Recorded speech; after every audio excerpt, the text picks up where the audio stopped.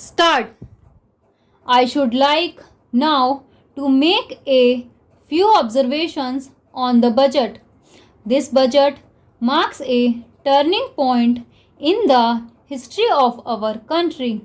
It is no use attempting, as some of my friends have done, either to deprecate the budget very strongly or to suggest that we are not witnessing a new revolution in our methods of fiscal training and technique.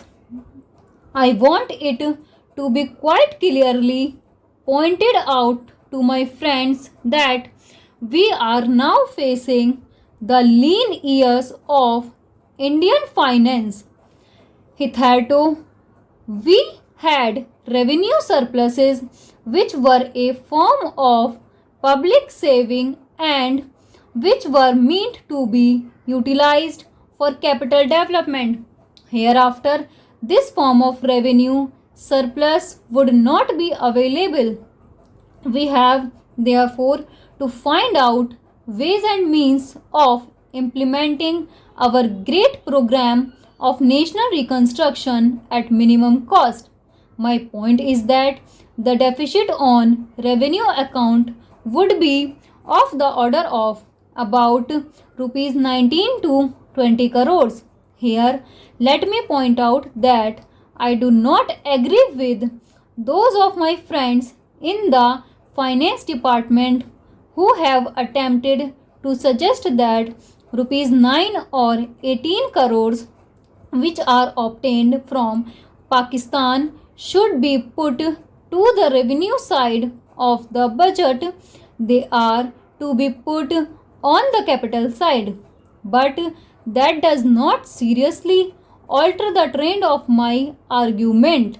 What I am suggesting is that we would have to be prepared for a deficit of a much higher order even on the revenue side.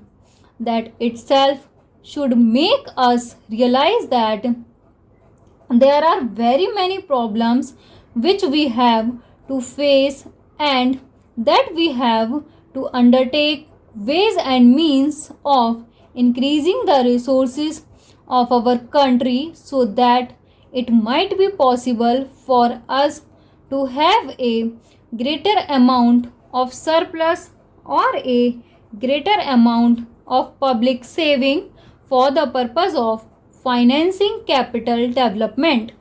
The finance minister, in the course of his speech, Mr. Deputy Minister pointed out that the deficits during the past 2 years were of the order of rupees 83 crores.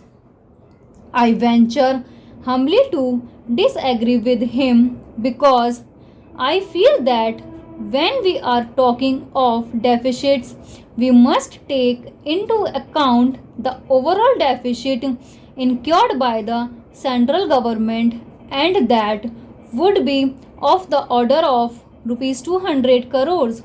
During the years of relatively light expenditure, we had a shortfall of about rupees 200 crores. Undoubtedly, now when we are going to have a very great amount of expenditure, we might have a greater amount of deficit and we would have to find out ways and means of trying to meet our capital expenditure. Some members have pointed out that deficit financing is good.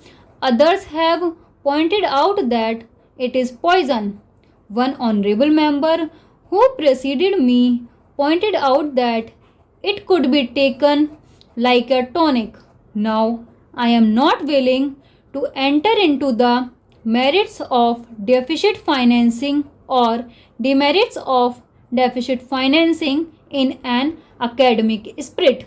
The time has now come when we should face realities.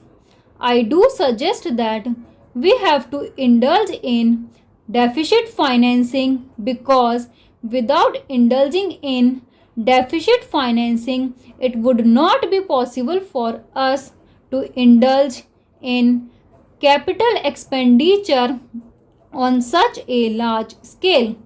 But when we are talking of the scope of deficit financing, I would like to place before the House and the Finance Minister the two great limitations which face us. The first limitation that faces us is that concerning the internal price label. The Honorable the Finance Minister referred to the cost of living. He said that he was going to keep a watch over the cost of living so that it may not shoot up within a short period and make a mess of the plans of capital development. But there is another limitation which has also to be borne in mind, a limitation which has not received as much notice as it should have done in all the discussions that have taken place on deficit financing. That limitation is the external limitation or the limitation which arises on account of our balance of payments position. I think this is as important, Mr. Deputy Speaker, as the internal price label, and I should like to elaborate that particular point a bit more because I feel that a time will shortly arrive when we might have either to reconsider our policy or might even have to leave the Sterling Club of which we are a member. The second serious limitation is as serious as the first. What would be the consequences of deficit financing on our balance of payments? The finance minister in his budget speech points out that so far as the balance of payments position is concerned, they have now, whether it is by accident or design, a favorable balance, and they have contributed about rupees 63 crores to the dollar pool during the past 6 months. But the moment we indulge in deficit financing, we have to be prepared for worsening of our balance of payments. Stop.